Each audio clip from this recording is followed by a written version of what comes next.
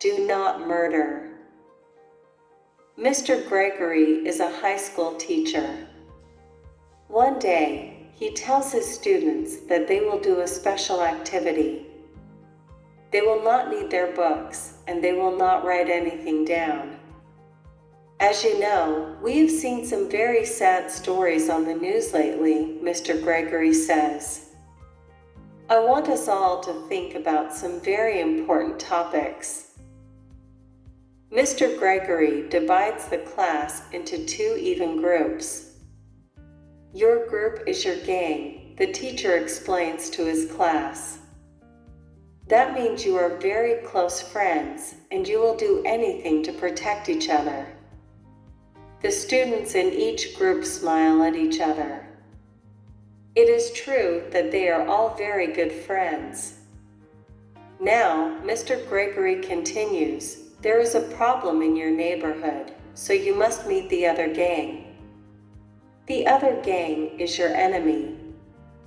The students laugh a little. It sounds silly because they all get along so well. But Mr. Gregory looks very serious, and he is a good teacher.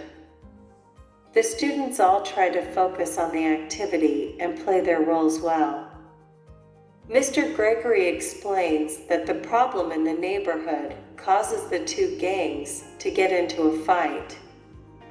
Reaching behind his desk, he picks up a bag and tells each of the students to take a piece of paper from it. Most of the pieces of paper are white, but there is one that is red. Erica, one of the students, looks at the red piece of paper in her hand. She smiles, wondering if maybe she has won a prize. Erica, please leave the classroom and close the door. Wait outside, Mr. Gregory instructs. The students are very confused.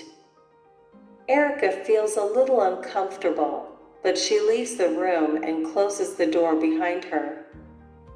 Erica has been very unlucky, Mr. Gregory says to the class. She's been killed in the gang violence.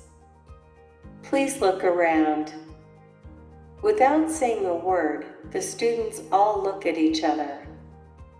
Erica is missing, and they all feel strange without her there. She always says funny things and makes them laugh.